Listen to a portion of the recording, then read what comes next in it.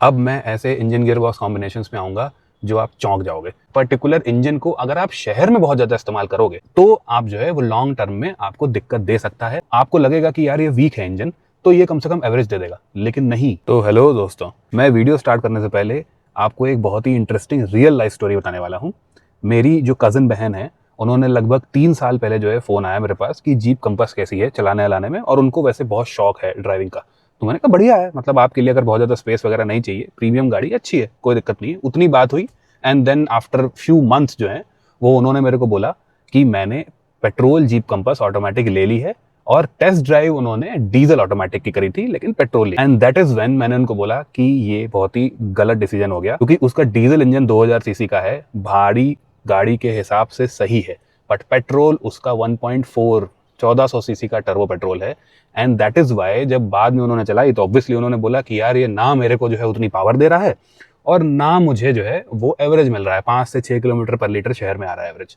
तो ये तो गड़बड़ हो गई। यहाँ गड़बड़ ये हो गई कि आपने टेस्ट ड्राइव जो है वो किसी और कॉम्बिनेशन का किया और ले आए कुछ और, ये सोच के कि जो है उसकी परफॉर्मेंस भी ऐसी रहेगी। तो दैट इज वाई इस वीडियो का पर्टिकुलर टॉपिक ये है कि कौन सा ऐसे इंजन गियरबॉक्स कॉम्बिनेशंस हैं जो आपको अपने यूज के हिसाब से स्किप कर देने चाहिए। देखिए होता क्या है ना कि जो मैक्सिमम इंजन कॉम्बिनेशंस होते हैं, इंजन गियरबॉक्स कॉम्बिनेशंस, वो डिसेंट तरीके से जो है वो चल जाते हैं मैक्सिमम यूजेस में। बट कुछ इंजन गियरबॉक्स कॉम्बिनेशंस अगर आप जो है वो जल्दबाजी में घर ले आए और तो आपके लाखों रुपए जो है वो बर्बाद हो सकते हैं। फन फैक्टर हो गया, रिलायबिलिटी फैक्टर हो गया, जहां पे बहुत ही इंपॉर्टेंट पैरामीटर्स जो हैं वो आपको देखने चाहिए, क्योंकि एक ही गाड़ी में आजकल 3-4 गियरबॉक्स कॉम्बिनेशंस आ रहे हैं। आपको कौन सा अवॉइड करना है, मे भी हो सकता है कि आपने 1-2 लोगों के साथ टेस्ट ड्राइव करी हो, और फिर जब आप 4-5 लोग बैठा दो गाड़ी में घूमने कहीं जाओ तो आपको लगे बहुत अंडर पावर्ड है। और लास्ट में आपको वो सारी गाड़ियां बता दूंगा जो चलाने में डिसेंट अंडर पावर्ड नहीं फील होती हैं, लेकिन अपने प्राइस के हिसाब से जो है वो उसका इंजन ईयरबॉक्स उतना अच्छा परफॉर्म नहीं करता है अपने प्राइस पे। Let's start the video. मैं हूं होस्ट दोस्त सुयश, आप देख रहे हैं ड्राइव श्राइव, एंड लेट्स सी ऐसे कौन से इंजन गियरबॉक्स कॉम्बिनेशंस हैं जो बहुत ज्यादा वर्सेटाइल नहीं है और आपको आपके यूज के हिसाब से अवॉइड करने चाहिए। तो सबसे पहले जो आपको मोस्ट कंडीशंस में जो है अवॉइड करना चाहिए वो है काइगर, मैग्नाइट और ट्राइबर का 1 लीटर एएमटी। अब ये इंजन गियरबॉक्स कॉम्बिनेशन जो होता है ना, वो ये है कि आपका एएमटी नॉर्मल यूज में काम कर जाएगा। मे बी 1-2 लोग बैठे हों, आराम आराम से आप आसपास जो है वो जा रहे हो, अपने सिटी ड्यूटीज कर रहे हो। लेकिन क्योंकि ये गाड़ियां प्रॉपर 5 और 7 सीटर हैं और आपने 5-7 लोग बैठा दिए, तो इसका प्रॉपर मैंने देखा है एएमटी हीट कर जाता है जब हिल्स पे चढ़ना होता है या फिर नॉर्मल इंक्लाइंस पे भी चढ़ना होता है। आप जो है वो किसी मॉल में जा रहे हो, कभी कभी वहां अच्छा खासा इंक्लाइन होता है, तो एएमटी हीटिंग के भी इश्यूज हैं और काफी अंडर पावर्ड फील होता है ये पर्टिकुलर इंजन गियरबॉक्स कॉम्बिनेशन इन गाड़ियों में, स्पेशली अगर आपने जो है वो 4 या उनसे ज्यादा लोग बैठा लिए, लगेज लगेज डाल दिया तो ये बहुत ही पिक्यूलियर यूज में आपको काम आएगा। अब बाकी मोस्ट ऑफ द सिनेरियोज में आपको यहाँ पे दिक्कत दे सकता है ये इंजन गियरबॉक्स कॉम्बिनेशन, तो इसी वजह से आपको इसको थोड़ा अवॉइड करना चाहिए। काइगर और मैग्नाइट में तो आपको पता ही है कि टर्बो भी आता है, तो स्विच टू टर्बो, अगर आप उसका टर्बो भी बहुत ज़्यादा कॉस्टली नहीं है तो वो आप ले सकते हो। दूसरा जो इंजन गियरबॉक्स कॉम्बिनेशन है, देखिए ये पर्टिकुलर जो है वो गाड़ी लोग लेते हैं और उनको जब रोज रोज घूमना पड़ता है और जब वो एवरेज निकालना चाहते हैं तो वो एंजॉय भी करते हैं। आप जो है वो बहुत से लोग कमेंट्स में मेरे को बोलेंगे यार मेरे पास तो है और मेरे को ठीक लगती है चलने में। ठीक है, ये engine gearbox combination which is Tiago Tigor CNG AMT. यहाँ पे क्या है कि हिसाब किताब आपको सोचना ही नहीं है कि गाड़ी को बहुत ज़्यादा ओवरटेक करके चलानी है। जैसे फ्लोइंग ट्रैफिक में चल रही है वैसे चलने दो। इवन जो नॉर्मल हम लोग 30-40 पे ओवरटेक्स करते हैं दिल्ली विल्ली में, तो वहाँ पे भी थोड़ा टाइम लगता है एएमटी को शिफ्ट करने में, प्लस सीएनजी मोड पे उस तरीके से। और दूसरी चीज़ सबसे मेन वो है हाईवे रन्स। अगर आपको मे बी 80-100 करना है तब तो अच्छा खासा इसका रोल ऑन एक्सेलरेशन में टाइम लग जाएगा। तो ये ऐसा इंजन गियरबॉक्स कॉम्बिनेशन है जो बहुत ही पेक्यूलियर यूज में है। 1-2 लोग चलते हो आराम आराम से तो आप ले सकते हो, ठीक है। इसकी जगह आप ये कर सकते हो कि दूसरी सीएनजी गाड़ियां ले लो जिनका मैनुअल जो है वो क्लच काफ़ी हल्का है। बहुत से ऐसी आ गई हैं। एयर बैग्स भी जो है वो इसमें 6 नहीं आते, 6 एयर बैग्स वाली ले सकते हो सीएनजी गाड़ियां। लेकिन इनको जो है अगर थोड़ी सी भी परफॉर्मेंस आपको प्यारी है तो इनको अवॉइड करना। अब इसी तरीके से जो है और भी मैं गाड़ियों पे आऊँगा, आप पैटर्न देखोगे। वो ये होता क्या है ना कि जब एक वीक इंजन एक भारी गाड़ी के साथ मैच होता है तो आपको लगेगा कि यार ये वीक है इंजन, तो ये कम से कम एवरेज दे देगा, लेकिन नहीं। भारी गाड़ी जो है वो वीक इंजन के साथ एवरेज भी बहुत कम देती है। इसके मैं 2 और एग्जांपल आपको बताता हूँ, विच आर एमजी हेक्टर का टर्बो सीवीटी और एस्टर का 1.5 NA का CVT। तो देखिए इन दोनों में अगर आप ये देखा जाए कि परफॉर्मेंस वाला हिसाब किताब ठीक रहे तो वो है हेक्टर CVT चल जाती है। टॉर्क अच्छा है गाड़ी का, तो इस वजह से जो है Hector CVT feels good to drive, कोई दिक्कत नहीं है सच उसमें। तो वो मैं इस पर्टिकुलर जो है वो सेगमेंट में नहीं डाल सकता, क्योंकि उसका एवरेज बस कम है भारी होने की वजह से, 5-6 का एवरेज सिटी में, और मे भी जो है वो 10-11 खिंच जाए हाईवेज पे। तो फिर भी that is a decent car to drive, उसमें आपको पावर लैकिंग बहुत ज्यादा फील नहीं होगी। लेकिन एस्टर का जो 1.5 CVT है उसमें आपको पावर भी कम लगेगी और एवरेज भी कम लगेगा। पावर जब कम लगती है तो आदमी उसमें थ्रॉटल ज्यादा देता है ओवरटेक करने के लिए, और इन टर्न जो है वो पेट्रोल पीती है गाड़ी। तो एस्टर का 1.5 CVT जो है वो आपको इस पर्टिकुलर सेगमेंट में अवॉइड करना चाहिए।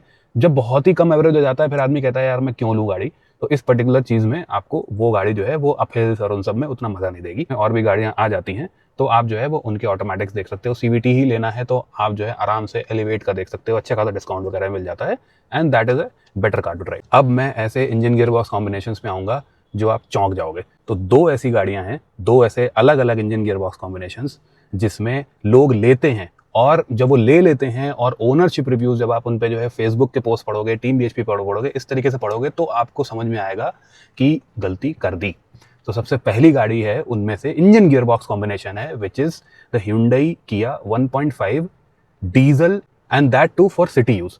तो देखिए लेट्स से कि जो है वो आप रोज ऑफिस वगैरह जा रहे हैं, बम्पर टू बम्पर ट्रैफिक मिल रहा है, आपने सोचा कि मैं इन गाड़ियों को मैं डीजल भी ले सकता हूं और रोजमर्रा डीजल में चलाता हूं। लेकिन इन पर्टिकुलर डीजल्स का जो DPF एरर है वो कंपैरेटिवली दूसरी गाड़ियों से जल्दी आता है। ये मैंने बहुत मैकेनिक से भी सुना है, बहुत जगह सुना है, और आपको बार बार जो है वो फोर्स्ड रीजनरेशन करना पड़ता है DPF का। आप उसकी वीडियोस देख सकते हो तो कैसे होता है, वो सारी चीजें क्या होती हैं, बार बार इंजन लाइट आ जाती है। और उसके बाद जब आपकी गाड़ी 50-60 हज़ार किलोमीटर चलती है तो कभी कभी जो है वो DPF चोक होके एक तरीके से खराब भी हो जाता है। बहुत से लोगों का वारंटी में भी चेंज हुआ है, लेकिन वारंटी जब चली गई तो क्या। तो इसलिए इस पर्टिकुलर इंजन को अगर आप शहर में बहुत ज्यादा इस्तेमाल करोगे तो आप जो है वो लॉन्ग टर्म में आपको दिक्कत दे सकता है। सिर्फ और सिर्फ DPF की रिलायबिलिटी के हिसाब किताब से मैं ओनरशिप पर्सपेक्टिव से आपको बता रहा हूं कि इसको कोशिश करना, या फिर आप हर हफ्ते जो है वो हाईवेज पे 1 घंटा 1.5 घंटा भगाओ, और या फिर आप स्किप कर सकते हो। बेसिक DPF का रूल ये है कि आपको लगभग आधा 1 घंटा जो है वो लगातार हाई RPM पे हाईवेज पे भगाना पड़ता है, तो तब उससे DPF क्लियर रहता है। दूसरा जो इंजन गियरबॉक्स कॉम्बिनेशन है वो है किसी भी वैग गाड़ी का, जो 5 गाड़ियां हैं, काइलैक, टाइगुन, कुशाक, जितनी भी गाड़ियां हैं उनका मैनुअल।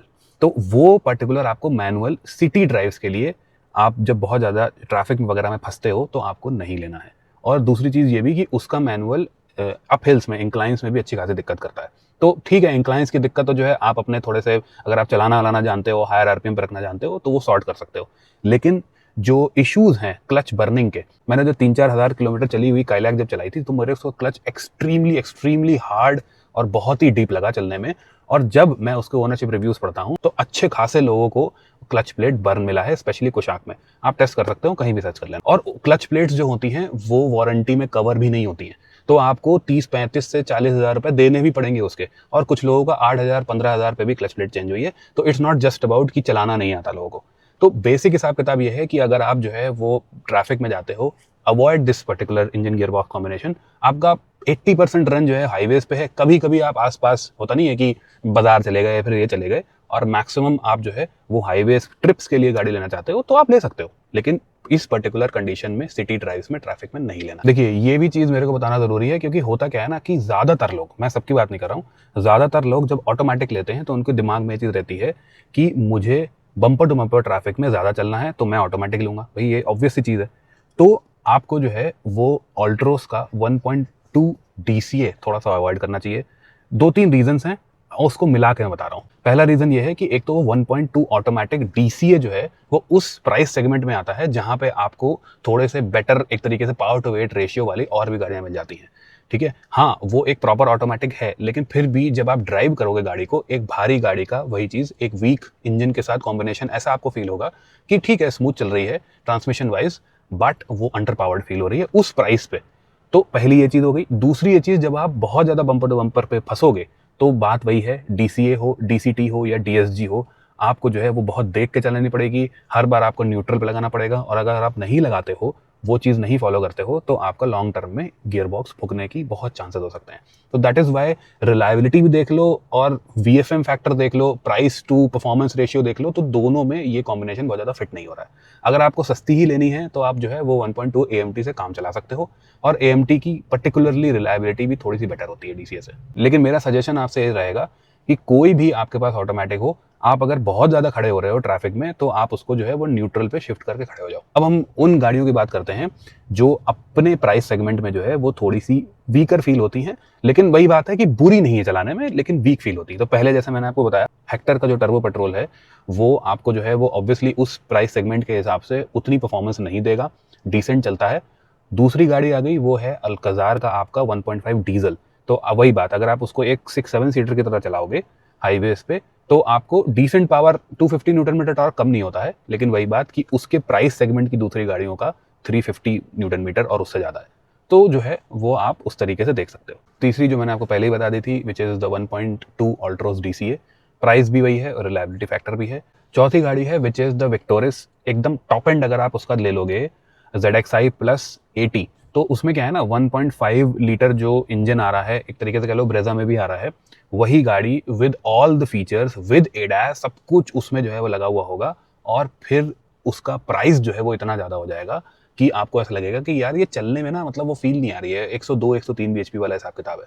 तो इसी वजह से जो है वो उस प्राइस में आपको बहुत ज़्यादा जो है टर्बो पेट्रोल्स आ जाते हैं, बहुत ज़्यादा पावरफुल गाड़ी आ जाती हैं, तो वो अपने प्राइस के हिसाब से, सिर्फ टॉप मॉडल की मैं बात कर रहा हूँ, काफ़ी वीक लगेगा। एक और चीज़ है, जब टॉप एंड गाड़ी में जितने फीचर्स ऐड होते चले जाते हैं ना, सेंसर्स हो गए, एडास हो गया, पैनोरामिक सनरूफ हो गई, तो गाड़ी भारी भी होती है। तो उस वेट की वजह से वो इंजन और कम पावर आपको जो है वो फील कराएगा compare to the base model. एक और इंजन है जो बहुत ही बिकता है, एंड आई नो क्यों बिकता है। एक तो 4 सिलेंडर की चीज़, दूसरा NA, वो है 1.2 का वेन्यू सोनेट का।